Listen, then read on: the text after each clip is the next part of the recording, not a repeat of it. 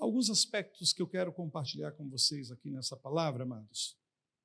E hoje à tarde, quando eu estava finalizando essa palavra em oração e refletindo diante de Deus, esperando uma confirmação daquilo que deveríamos falar, de fato, o Senhor confirmou essa palavra no meu coração, me chegou às mãos um documento, na verdade um tratado internacional que visa justamente a transformação de nações.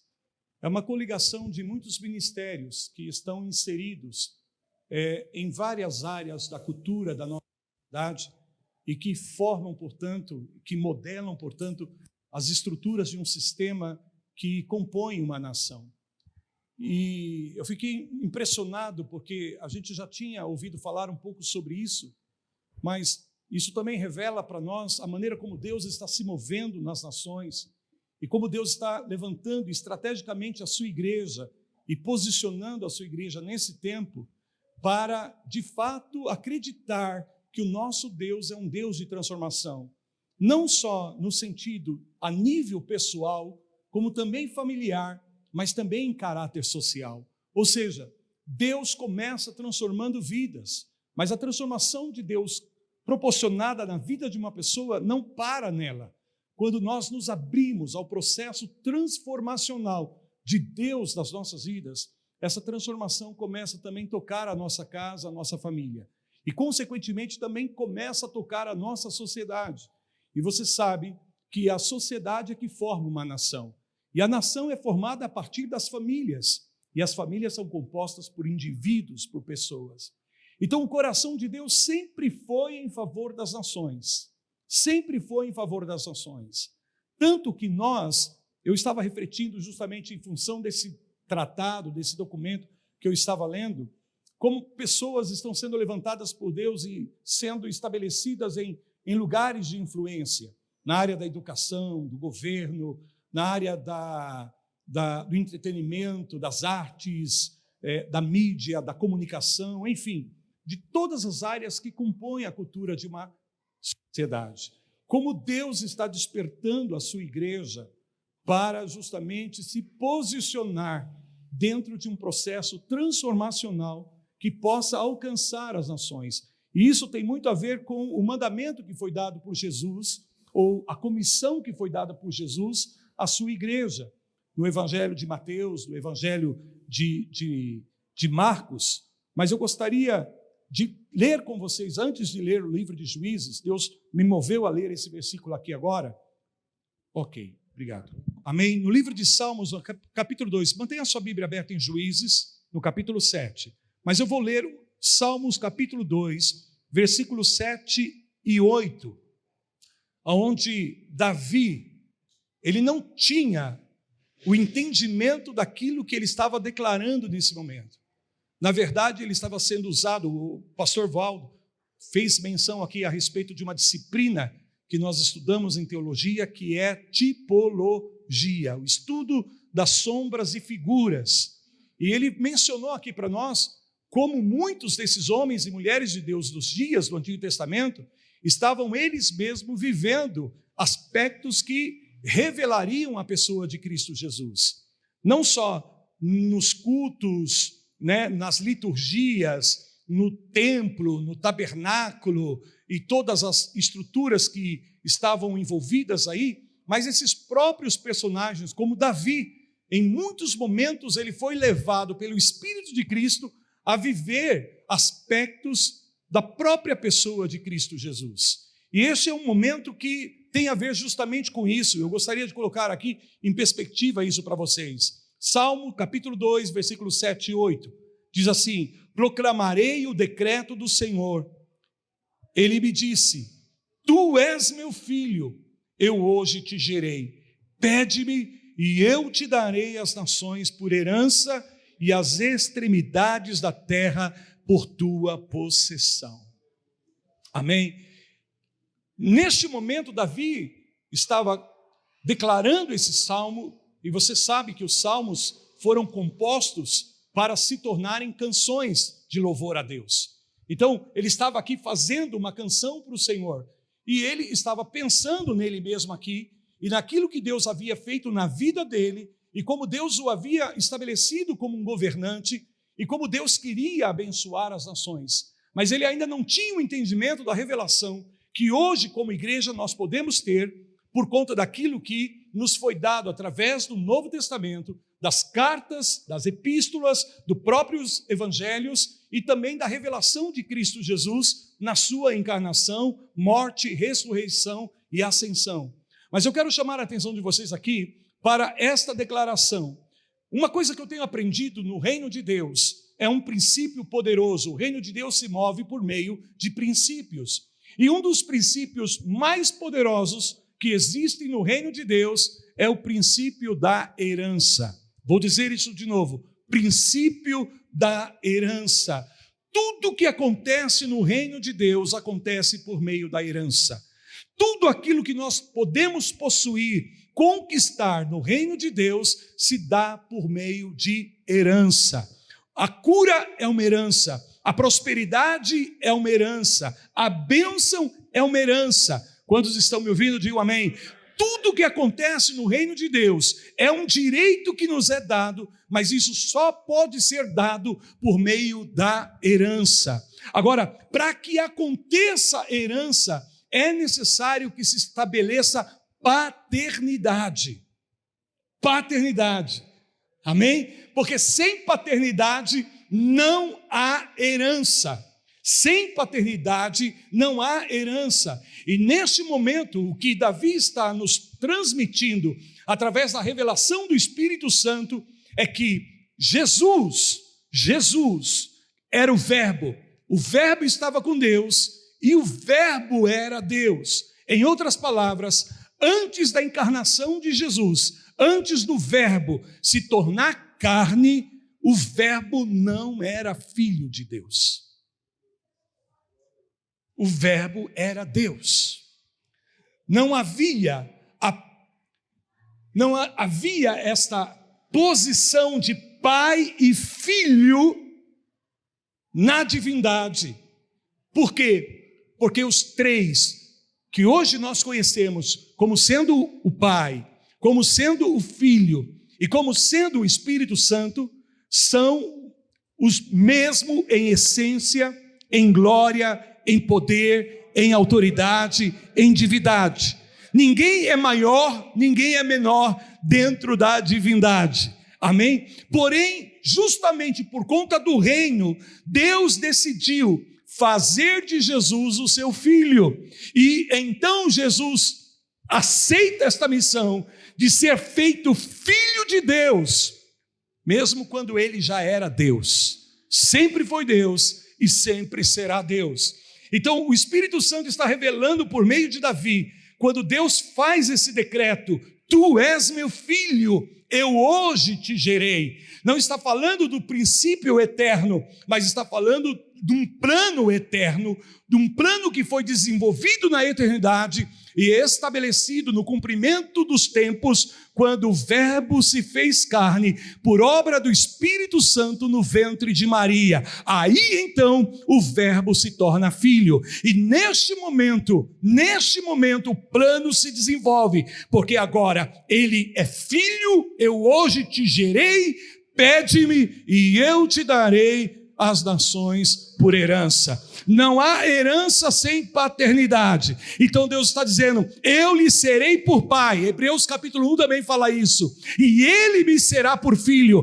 Pede-me e eu te darei as nações por herança. Jesus se fez filho do Pai, filho de Deus, para poder ter as nações como herança. E eu quero te dizer, o Brasil é herança de Deus. Tabuão da Serra é herança de Deus. Cada canto dessa terra é parte da herança do Pai para o Filho, o nosso Senhor Jesus Cristo. Levanta a tua mão direita e diga isso comigo: o Brasil é do Senhor Jesus. Amém? Agora veja, é por isso que Jesus dá a ordem, o comissionamento aos discípulos, dizendo: vocês irão por todas as nações e vocês irão fazer discípulos em todas as nações.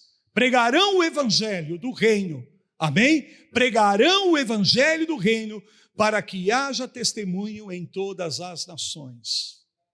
E a igreja do Senhor é levantada justamente para isso. Para ser aleluia. Para ser uma presença do reino de Deus em lugares e territórios.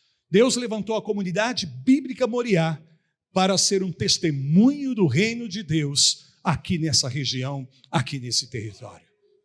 Aleluia. Agora sim, com esse entendimento, por favor, vá comigo no livro de Juízes, capítulo 7. Amém?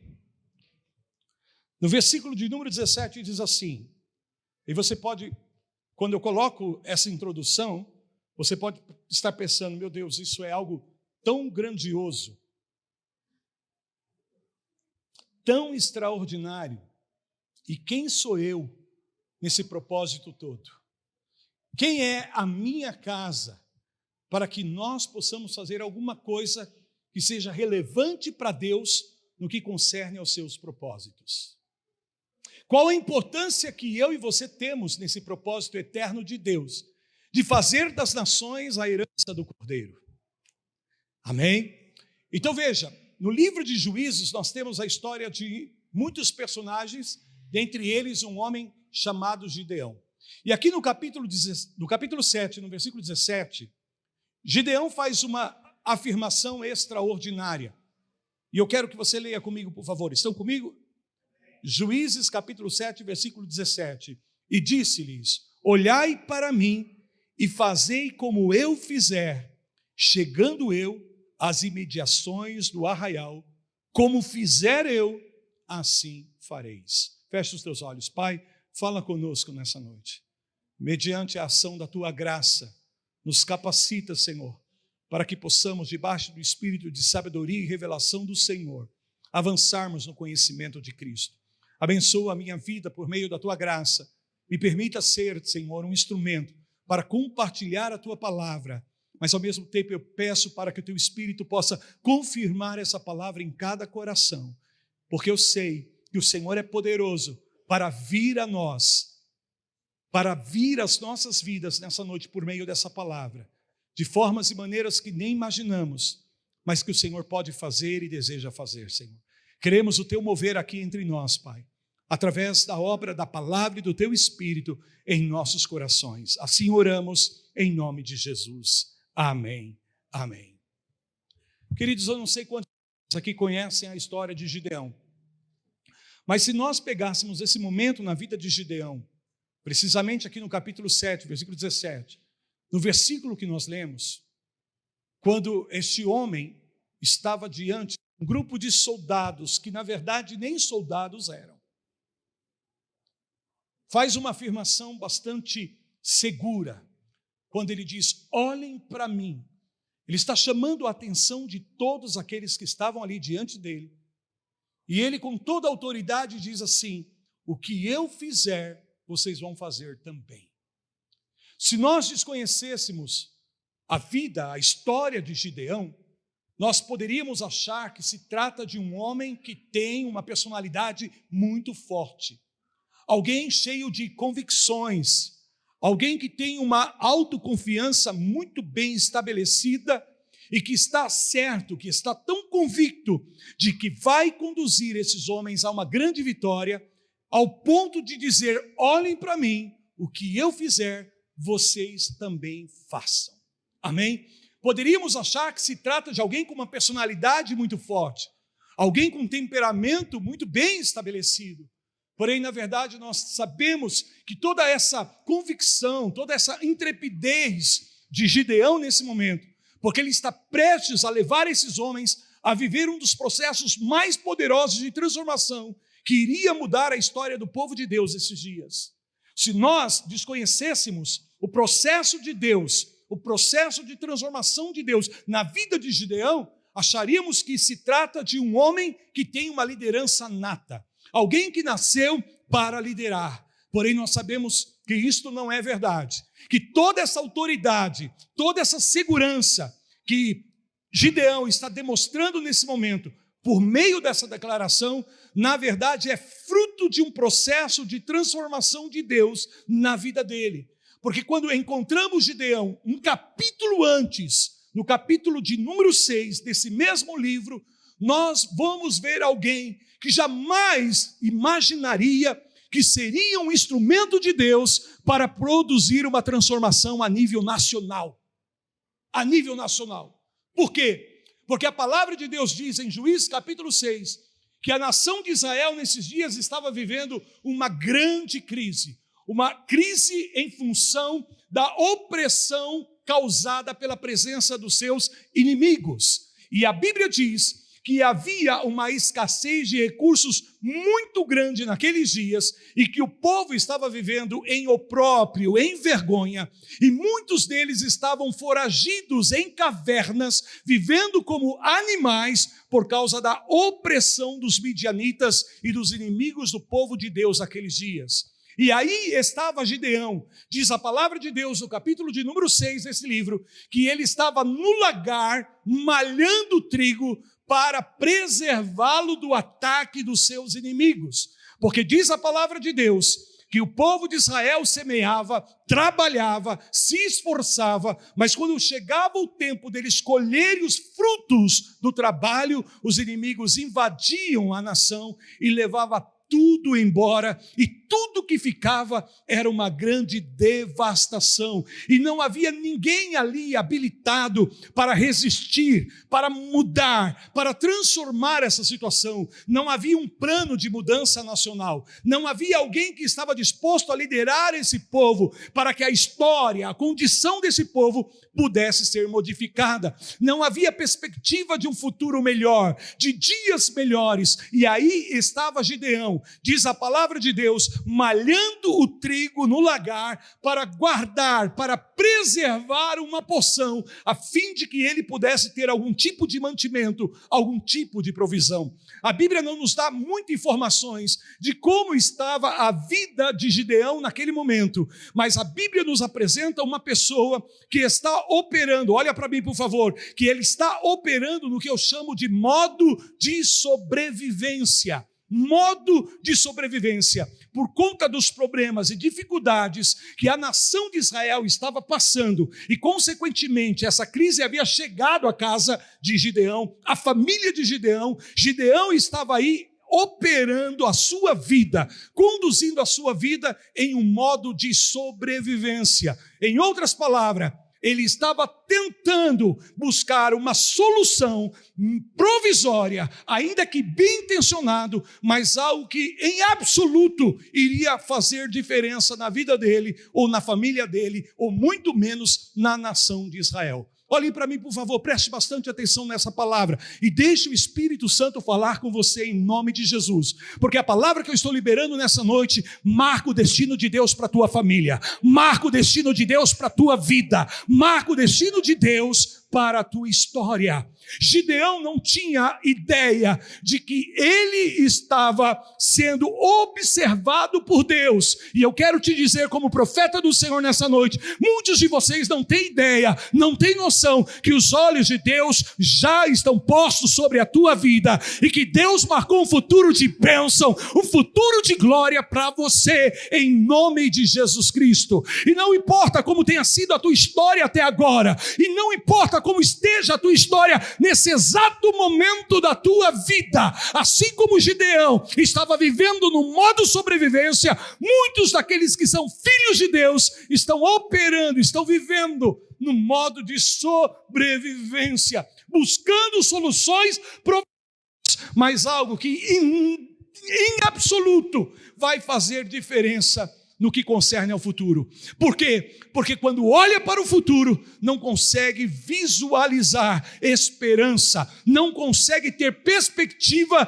de dias melhores, porque estão tão oprimidos pela presença de problemas, pela presença de dificuldades, que estão simplesmente tentando fazer alguma coisa para pôr a salvo o seu dia, sobrevivendo. Gideão estava aí, tentando resolver o seu problema num momento, mas sem nenhum projeto para o futuro. E Deus falava comigo nessa tarde, pastor Valdo, que há muitas pessoas que estão na igreja, que são do Senhor, mas por conta de estarem tão oprimidos por circunstâncias, por adversidades, que essas pessoas estão vivendo sem perspectiva de um futuro melhor, de acordo com aquilo que Deus ha prometido na sua palavra. Veja, Deus estava vindo ao encontro de Gideão no capítulo de número 6 e vai levar esse homem a um processo transformacional que vai chegar no capítulo 7 e ele com toda a segurança vai dizer àquele auditório: olhem para mim, porque hoje eu vou conduzi-los a uma mudança. Olhem para mim, porque hoje Deus vai mudar a nossa história. Aleluias. A palavra do Senhor nos fala, no capítulo de número 6, versículo 12, se você quiser ler comigo, que o anjo do Senhor lhe apareceu, quando ele estava ali no lagar, balhando trigo, e disse: o Senhor é contigo, homem valente. O Senhor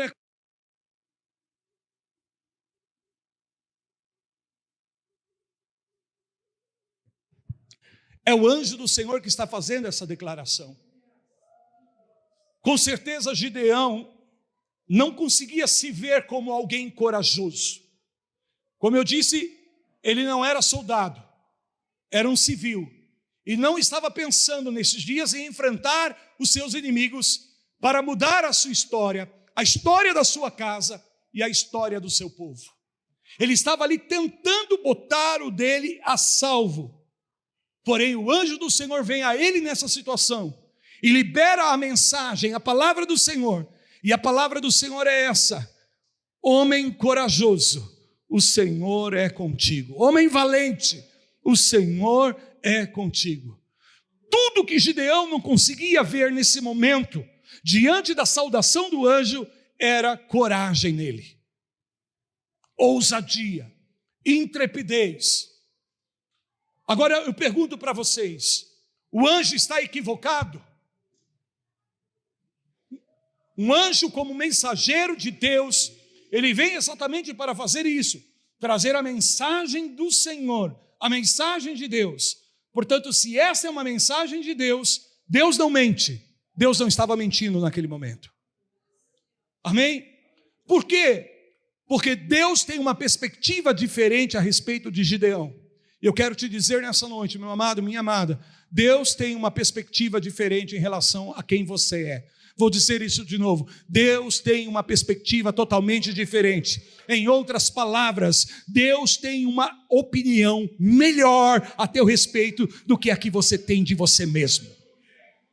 Obrigado pelo teu amém. Obrigado pelo teu amém. Você pode celebrar ao Senhor por isso? Deus tem uma opinião melhor ao teu respeito do que você, a respeito da tua identidade, a respeito daquilo que você de fato foi chamado por Ele para fazer. Essa é a opinião de Deus a respeito de Gideão. Eu te vejo como um homem valente. Eu te vejo como alguém que pode mudar a história. Eu te vejo como alguém que pode fazer a diferença nos dias de hoje, independente de quais sejam as circunstâncias da tua vida, do que tem acontecido com você. Você pode não ter recursos, você pode não se sentir habilidoso, você pode achar uma pessoa sem muitos talentos, sem muitas conexões, sem nenhuma influência. Não importa, o que importa é a perspectiva que Deus tem a respeito de você. E me permita te dizer, Deus está dizendo: eu vejo homens e mulheres de valor, homens e mulheres ousados, que podem fazer a diferença. E como podem fazer a diferença? O anjo afirma: porque o Senhor é contigo, porque o Senhor é contigo, porque o Senhor é contigo, porque o Senhor é contigo. Olha para mim, o Senhor Deus está te dizendo: não importa, ainda que as circunstâncias digam que não, eu sou com você, eu estou contigo, eu jamais te deixei, eu jamais te abandonei. Aleluia! Deus não se esquece de nós, nem sequer por um instante. É claro que Gideão tinha muitos questionamentos, e ele vem com seus questionamentos para Deus, dizendo: Senhor, se o Senhor é conosco, por que as coisas estão assim? Por que todas essas coisas estão acontecendo? Agora é interessante porque Deus nunca entra nos nossos porquês. Será que é para mim esses fogos? Deus nunca vai ficar perdendo tempo para tentar responder o meu e o seu porquê. E sabe por quê? Porque os nossos porquês só apontam para o que da nossa vida, para o que já foi, para o que já aconteceu. Senhor, se Tu és conosco, por que nós estamos assim? Por que essas coisas estão acontecendo? Por que tanta dificuldade? Por que tantas lutas? Por que os inimigos estão prevalecendo? Deus não entra em questão com Gideão. E sabe, uma das coisas que o Senhor mais me ensina através dessa palavra, e eu aprendi, e tenho colocado isso em prática na minha vida, porque na maioria das vezes, nós medimos a nossa fé em Deus com base na nossa confiança nele, ou na nossa capacidade de confiar. E sabe de uma coisa? Muitas vezes, diante das circunstâncias, eu não consegui ver em meu coração confiança suficiente em Deus. Por quê? Porque nós baseamos muitas vezes a nossa fé, nós medimos a nossa fé com base nas nossas emoções, com base naquilo que nós estamos sentindo. Quantas vezes nós estamos nos sentindo ousados, corajosos, intrépidos, mas não há outras vezes que nós estamos nos sentindo fracos, incapazes? Sim ou não, queridos? Porque os nossos sentimentos são instáveis, os nossos sentimentos são volúveis. Você acorda sentindo e vai dormir não sentindo mais. Você vai dormir não sentindo e de repente você acorda de manhã sentindo. Porque os nossos sentimentos, eles oscilam, eles nos colocam dentro de um carrossel de altos e baixos. Há momentos em que parece que nós estamos confiantes, e há outros momentos que vão revelar a nossa incapacidade de confiar em Deus, de acreditar plenamente no Senhor, como aquele pai que há tanto tempo já estava vendo o seu filho sofrer, e perguntou aos discípulos, e procurou aos discípulos, e os discípulos nada puderam fazer. Então Jesus faz uma pergunta para ele, dizendo: você crê? Você tem fé? E ele disse: Senhor, eu creio, mas ajuda-me na minha incredulidade, porque talvez a minha fé não seja tão forte assim, talvez a minha fé não seja tão poderosa assim como o Senhor gostaria que fosse. E sabe o que eu aprendi, amados? A medir a minha fé não com base nos meus sentimentos, não com base na minha capacidade de confiar, mas na capacidade que Deus tem de confiar em mim. Você não ouviu, eu vou te dizer de novo, mas eu vou dizer em outras palavras, que Deus tem uma fé inabalável na tua vida. Deus confia e acredita tanto no chamado que Ele fez na tua vida, que Ele deu Jesus naquela cruz, para que esse chamado hoje fosse uma realidade.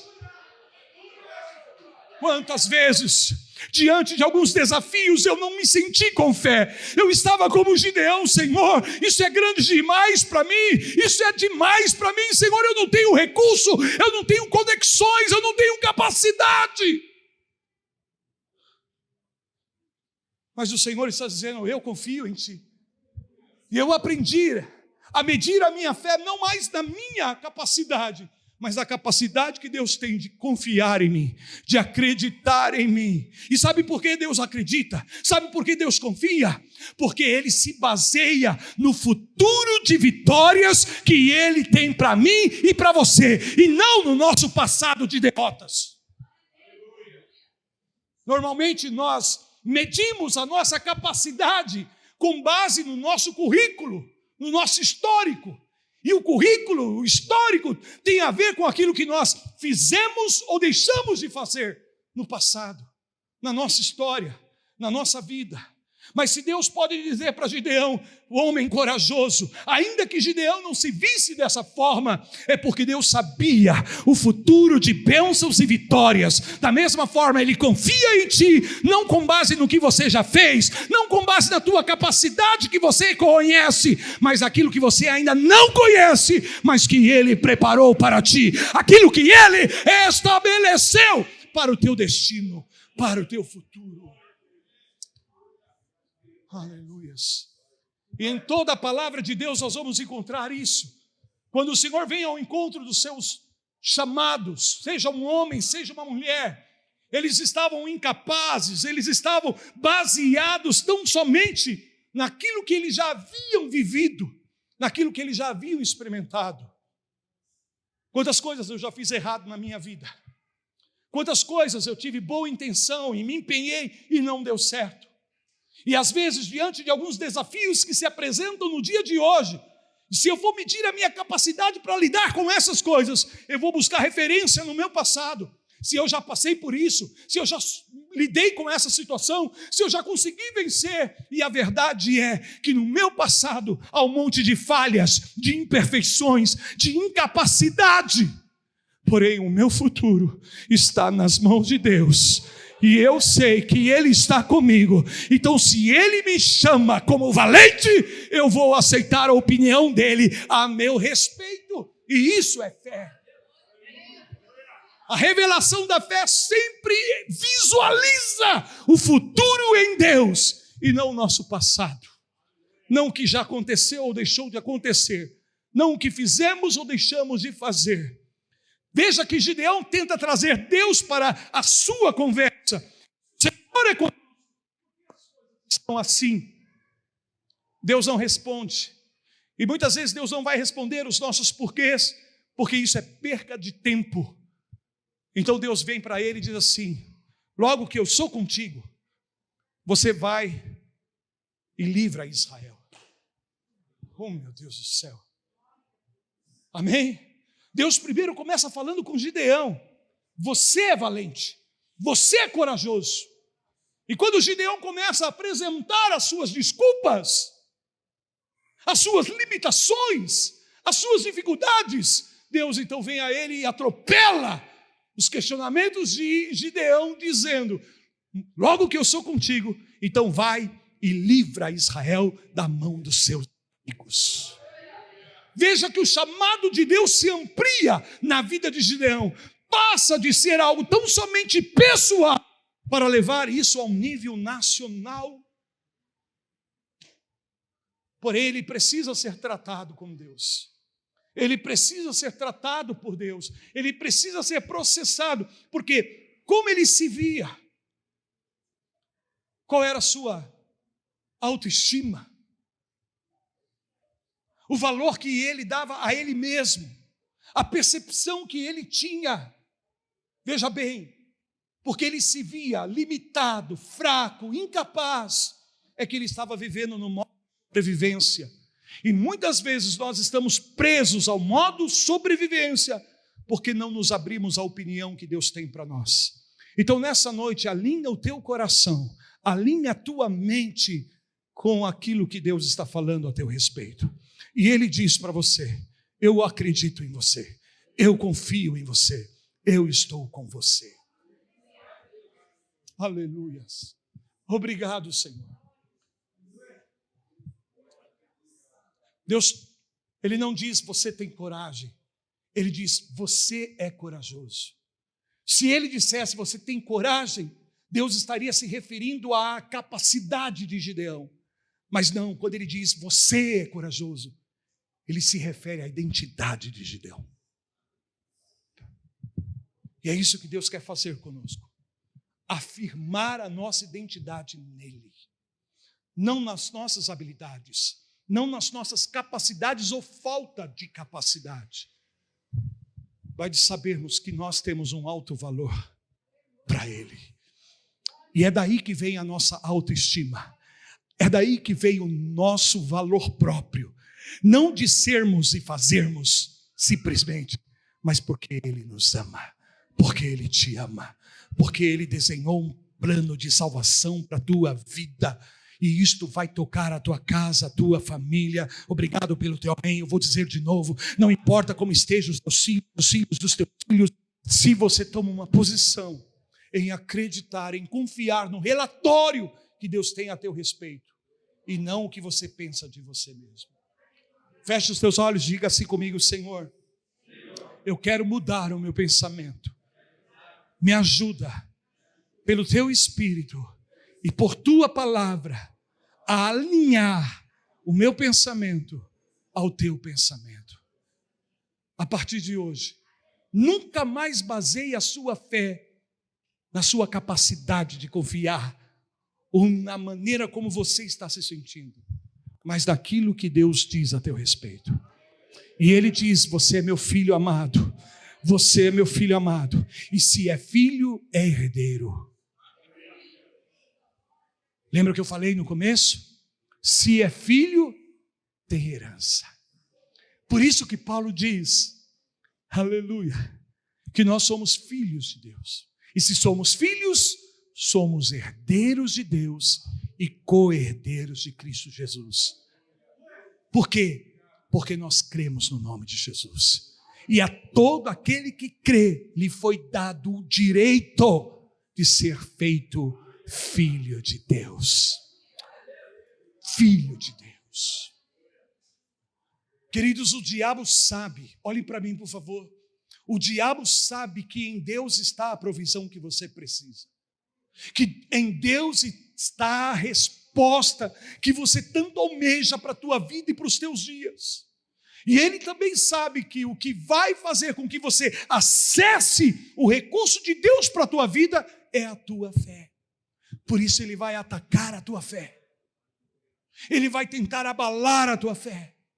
Ele vai tentar forçar a barra para que a fé já não seja mais uma opção para você diante das lutas que você está enfrentando, que a esperança já não seja mais uma alternativa por conta daquilo que está acontecendo agora e daquilo que aconteceu no teu passado.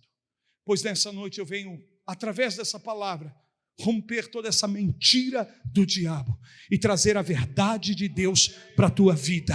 E a verdade de Deus é essa: o teu passado não profetiza o teu futuro, mas a palavra que procede da boca de Deus marca o teu futuro, marca os teus dias e o teu destino aqui na terra, até que você seja reunido para estar com o Senhor para sempre na glória eterna. Aceita a opinião que Deus tem a teu respeito. Amém?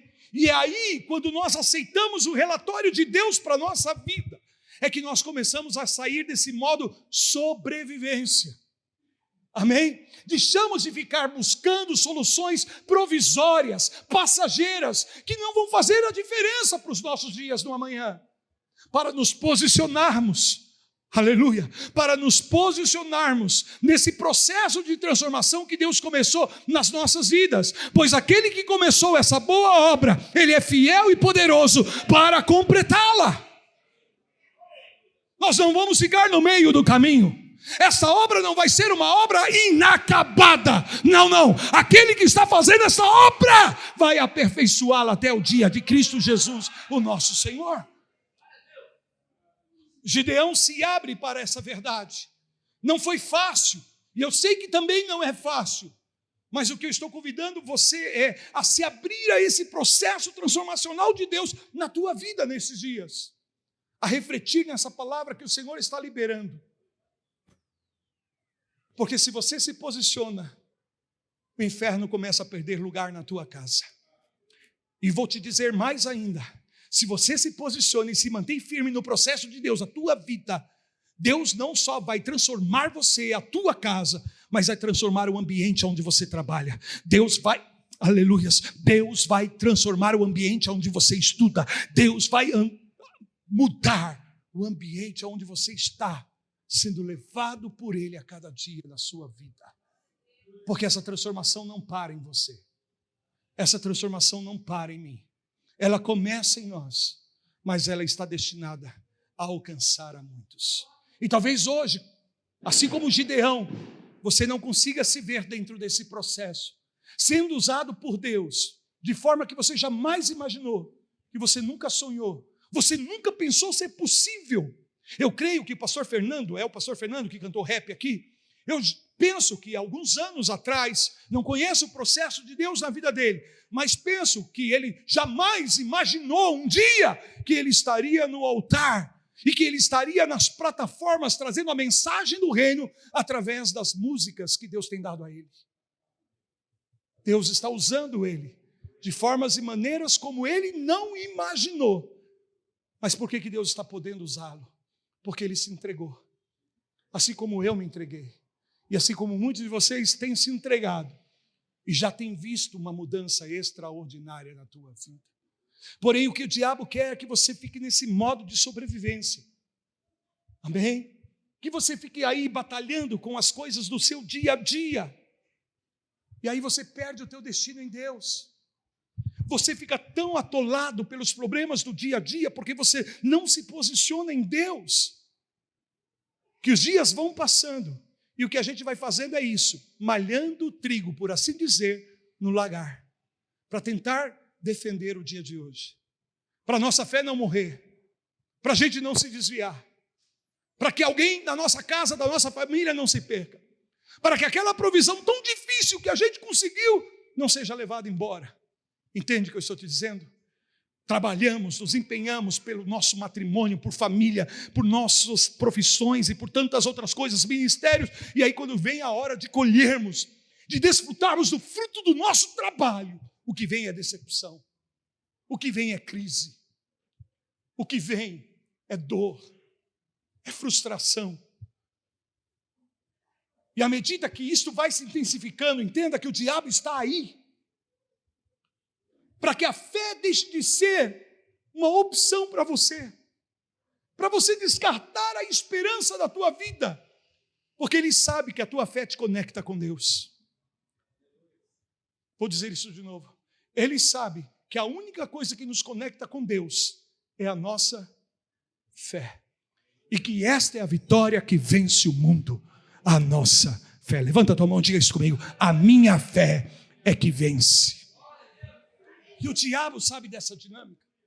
Por isso ele vai tentar atacar a tua vida para oprimir, de tal forma que a fé já não seja mais uma opção para você.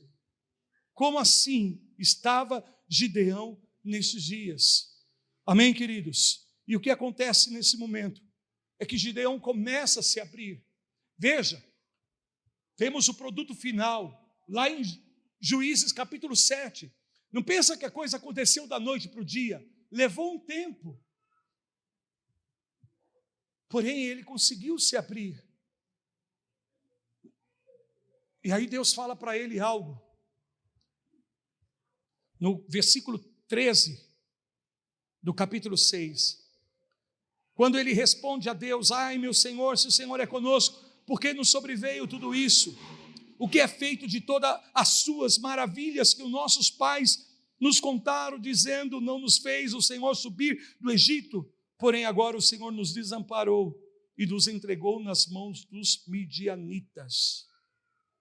Veja que a fé de Gideão estava declinada, amém? Imperfeita, mesmo diante da palavra liberada pelo anjo. Ei, algum momento você já ouviu o anjo de Deus vindo a você pessoalmente e falando em alto bom som que o Senhor era contigo?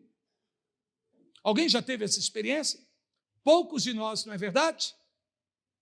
Talvez você, ao contrário de Gideão, se hoje tivesse uma experiência sobrenatural como essa, em que o anjo de Deus chegasse para você, se revelasse diante dos teus olhos, e você visualizasse o anjo, e ouvisse a mensagem da boca do anjo dizendo: ei, homem valente, mulher corajosa, o Senhor é contigo. Seria tudo o que você precisava para se alegrar, para se entusiasmar, para se fortalecer. Sim ou não? Se um anjo chegasse aqui e se revelasse para cada um de nós e dissesse: Deus é com você, não desanime, você se alegraria? Dá uma demonstração de vida aí, gente, por favor. Você se alegraria? Você choraria, talvez? Você diria: glória a Deus, Deus se revelou a mim através do seu anjo? Pois é aí que entra a nossa fé. A fé é a certeza das coisas que não. Você não precisa ver um anjo. Você precisa tão somente crer na palavra de Deus.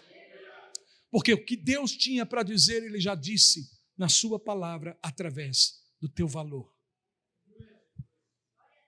Amém? Fala. É assim que não se veem, mas que esperamos. A revelação projeta para um futuro.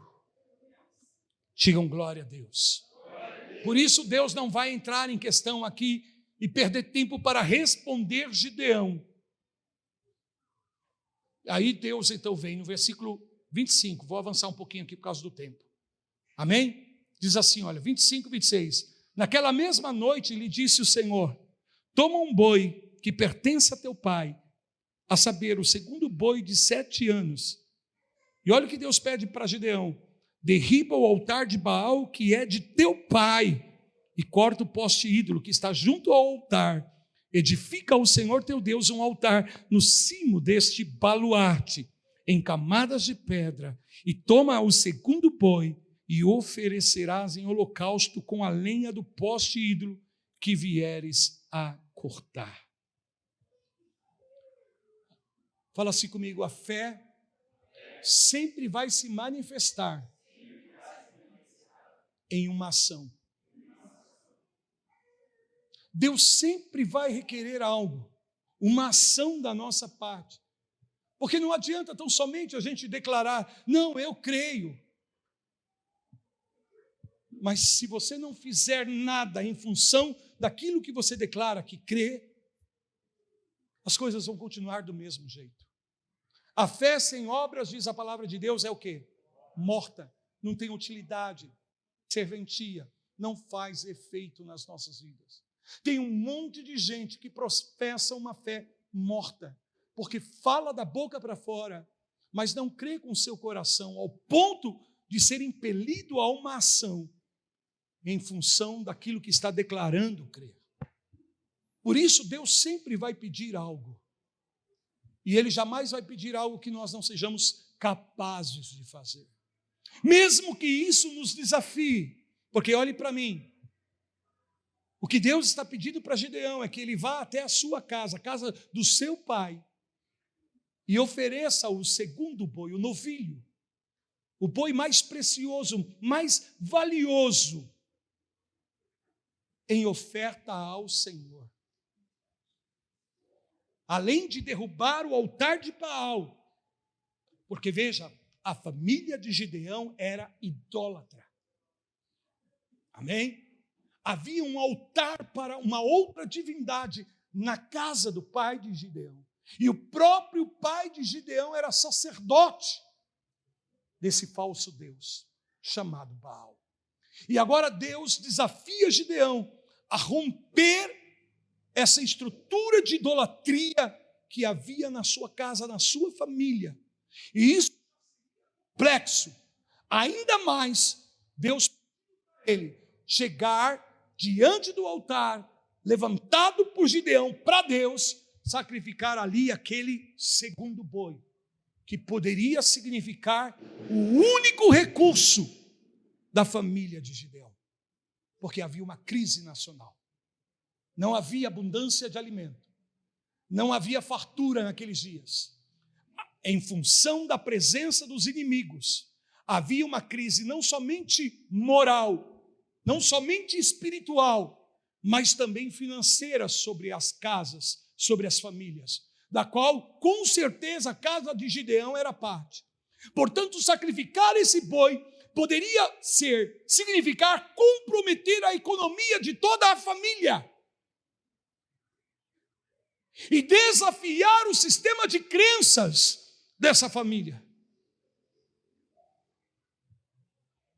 E Deus disse: você é corajoso. E Gideão não se via tão corajoso assim. Porém, ele se dispôs a crer. E a palavra de Deus diz aí, você pode ler depois em casa, que Gideão temeu.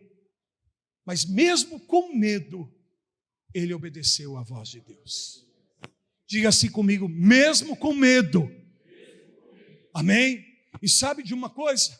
Eu aprendi que valentia não é a ausência do medo, mas valentia é você não permitir que o medo domine você. Que o medo impeça você de fazer aquilo que você foi chamado por Deus para fazer. O medo não deve impedir você de tomar as decisões que você precisa tomar, de fazer as coisas que você precisa fazer, e você sabe que foi chamado para fazer, e que se você fizer, isso vai fazer toda a diferença para a tua vida. Mas há ameaça, há alguns riscos em fazer isso, apóstolo. Eu tenho medo, sim, querido. Gideão também estava com medo. Por isso a Bíblia diz que ele foi de noite, quando todos estavam dormindo. Por assim dizer, mesmo que seja de noite, por causa do medo, faça aquilo que Deus te chamou para fazer. Obrigado pelo teu amém. Vou dizer de novo, faça o que Deus te chamou para fazer. Eu estou profetizando, há empreendimentos nesse ministério, há empreendimentos em algumas casas e famílias que têm sido parte de um projeto, de um sonho que você tem colocado no teu coração e que de fato oferece alguns riscos, mas se você tem a palavra de Deus a teu respeito, confia, acredita, não espere os recursos, não espere que os momentos sejam favoráveis, mesmo que você esteja tomado agora por medo, por insegurança, confie na palavra de Deus, porque isso vai fazer toda a diferença na sua vida. Escute-me, por favor, ou melhor, escute a palavra de Deus, pois assim Gideão fez. De noite, quando todos na cidade e todos na sua casa estavam dormindo, ele foi lá, derrubou o altar de Baal, quebrou os postes ídolos. Diz a palavra de Deus que ele levantou ali o altar ao Senhor e ofereceu em sacrifício a Deus aquele segundo boi da casa do seu pai.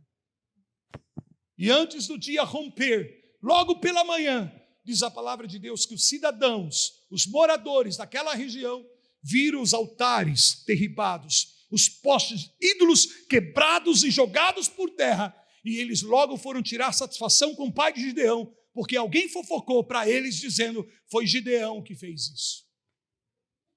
Sempre tem um fofoqueiro. Aqui não. Amém? Mas sempre tem. E aí o que acontece? As pessoas vão até Gideão, até o pai de Gideão e dizem para ele, ei, teu filho fez isso. Teu filho derrubou o poste de ídolo, teu filho derrubou o altar de Baal, teu filho sacrificou. Nós precisamos pegar ele e acabar com a vida dele hoje. Vamos colocar diante de todos e vamos levá-los a um apedrejamento. Por isso que ele estava com medo, porque ele sabia quais poderiam ser as consequências. Havia um perigo, havia uma ameaça, mas havia uma palavra de Deus. E eu quero te dizer, a palavra de Deus está acima de tudo e de todas as coisas. E é tudo isso que você precisa, da palavra que procede da boca de Deus. É dessa palavra que você vive, é dessa palavra que você se nutre, é dessa palavra que você se fortalece. E foi assim que Gideão vai se fortalecendo, amém? Pouco a pouco. E diz a palavra de Deus, para a surpresa de Gideão e de todos, o posicionamento do seu pai, que era sacerdote de Baal, a Bíblia diz que os homens chegaram ali e falaram, foi o teu filho Gideão, traga ele e nós vamos apedrejá-lo. E o pai de Gideão disse, quem fez isso? Agora eu vou parafrasear um pouquinho, tá bom? Vou romantizar um pouco a coisa. Quem fez isso? Gideão, o teu filho. Quem? O meu filho? Meu filho, o Gideão, o que malhava trigo no lagar? É, ele mesmo. Ele derrubou o altar de Baal. Ele quebrou os postes ídolos. Sabe quando o pai vai se enchendo de orgulho? Amém? O pai não está acreditando que o seu filho teve um posicionamento ao ponto de enfrentar aqueles que ele considerava uma divindade, um Deus, Baal.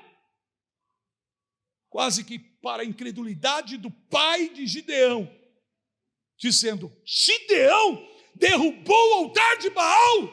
Sim, e não só isso, ele rompeu os postes ídolos, todas as fortalezas foram derribadas.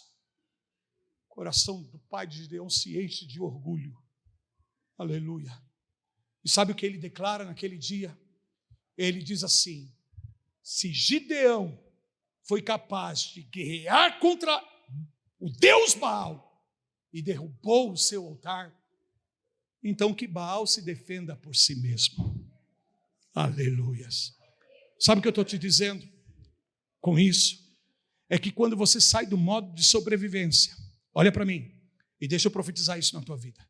Quando você sai do modo de sobrevivência, porque você aceita o relatório de Deus a teu respeito, até a tua família e até aqueles que te conhecem vão mudar a opinião a teu respeito. Vão mudar a opinião a teu respeito, por causa da obra de transformação de Deus na tua vida. Poderão, talvez, não falar em alto e bom som, mas o teu posicionamento em Deus mexe com a vida das pessoas. Muda a perspectiva. Amém? E a família de Gideão mudou a perspectiva que tinha a respeito de Gideão. E sabe o que os moradores daquela cidade fizeram contra Gideão? Absolutamente nada. Mudaram de opinião, porque Deus estava com Gideão, assim também como Deus está com você, meu irmão. Assim também como Deus está com você.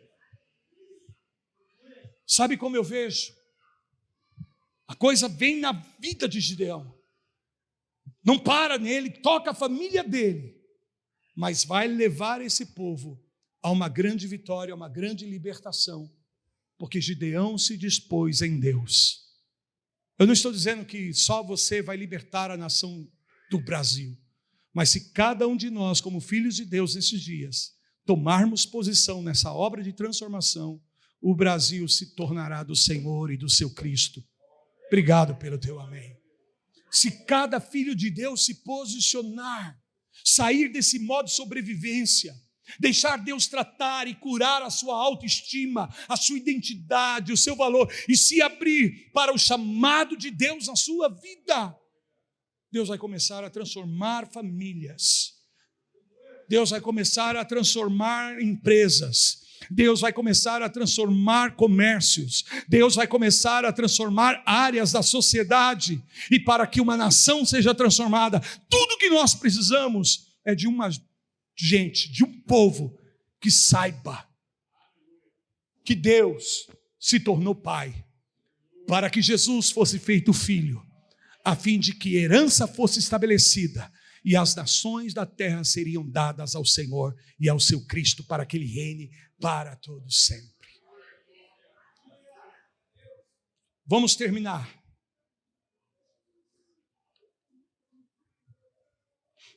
Avance comigo, por favor, no capítulo de número 7 agora.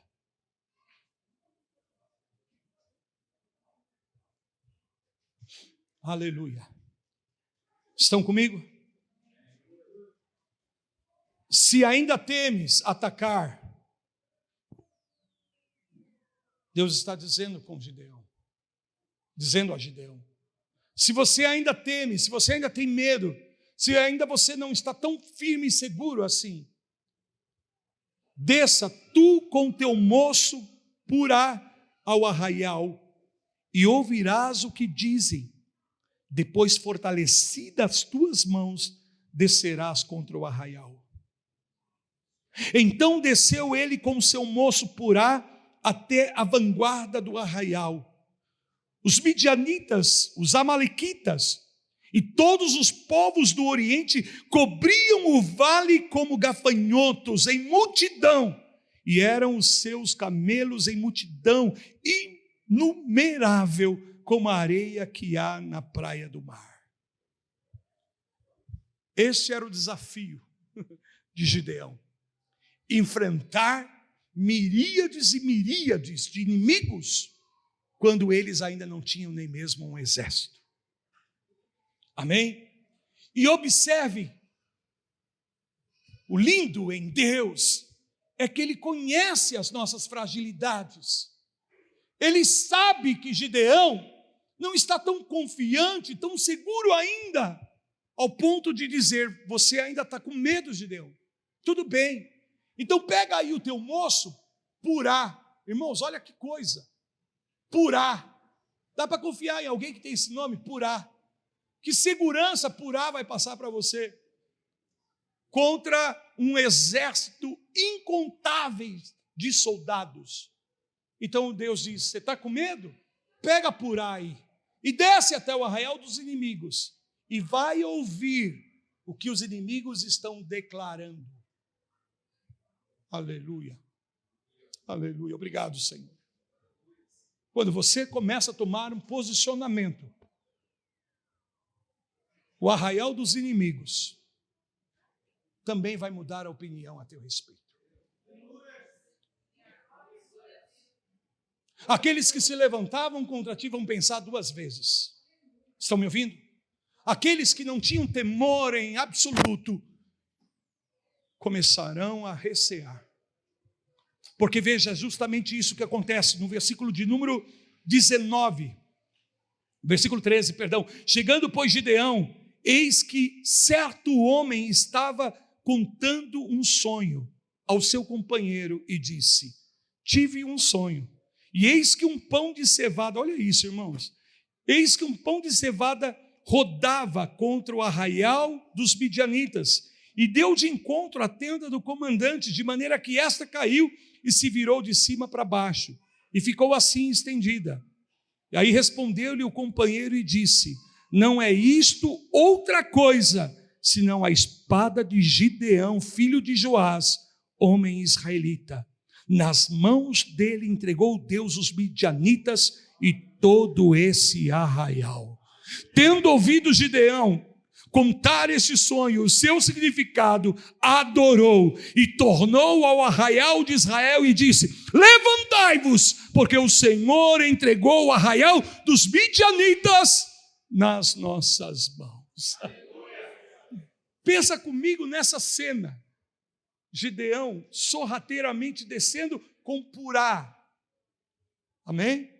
Contra os inimigos, e vão espreitar ali, e ouvem uma conversa, um dos soldados compartilhando com outro colega o sonho que teve à noite. E olha que sonho doido, tipo aqueles que a gente tem depois que a gente come uma pizza de calabresa cebolada, cheia de azeitona, e a azeitona é que faz mal.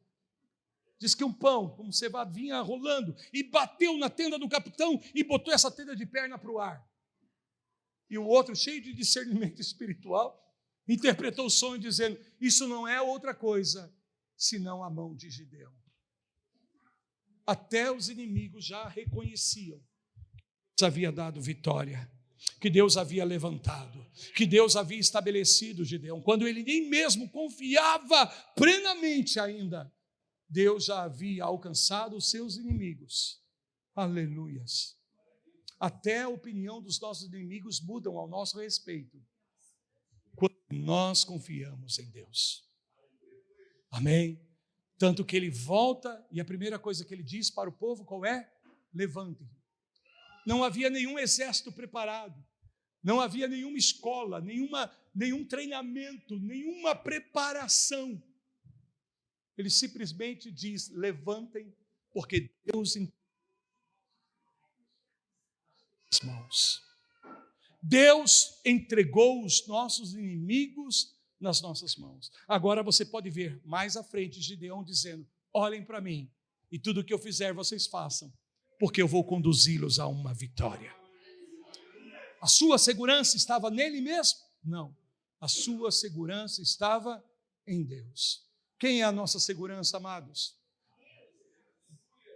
Ele é o nosso refúgio, Ele é a nossa fortaleza, Ele é o nosso socorro bem presente nos dias de tribulação. Quando as coisas se intensificam, os problemas nos desafiam e a gente pensa que não tem mais solução, Deus é o nosso refúgio, Deus é a nossa resposta, Deus é a nossa solução. Ele é o teu escudo, o teu galardão, Ele é o teu baluarte. E saiba de uma coisa, Ele jamais te deixou, Ele está contigo. Quando nós confiamos, olha o processo, Deus vai transformando o coração de Gideão, e essa transformação se estende à sua casa, e não para aí, toca a sua sociedade. Deus te levantou, querido, não só para que você tenha vitórias pessoais, mas que através das tuas vitórias pessoais, o testemunho do reino seja evidenciado, para que a nação brasileira, Taboão da Serra, Embu das Artes, tenha a presença do testemunho do reino, porque aqui há homens e mulheres corajosos. Por isso eu digo para você: levanta-te valente, levanta-te valente, levanta-te corajosa, corajoso, o Senhor é contigo. Ponte de pé em nome de Jesus. Aleluia.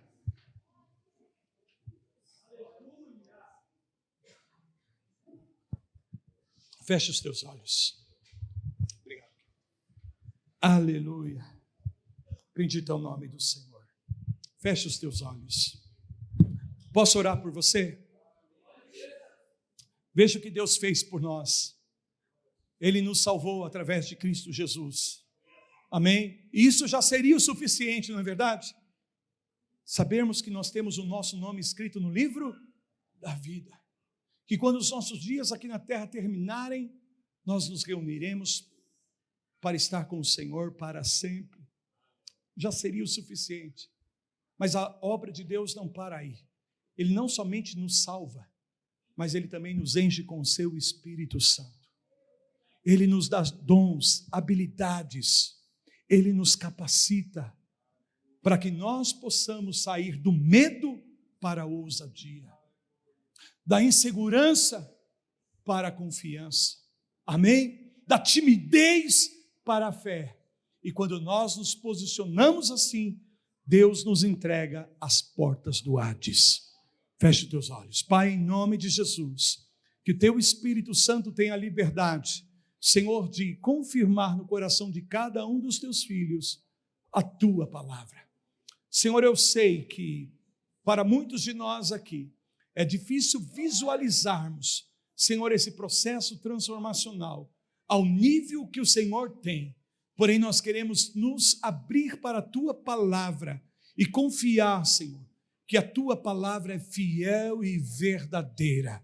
E se o Senhor declara nesta palavra que é conosco todos os dias, é porque o Senhor está aqui conosco, e o Senhor vai estar quando sairmos desse lugar, e vai continuar conosco durante todos os dias.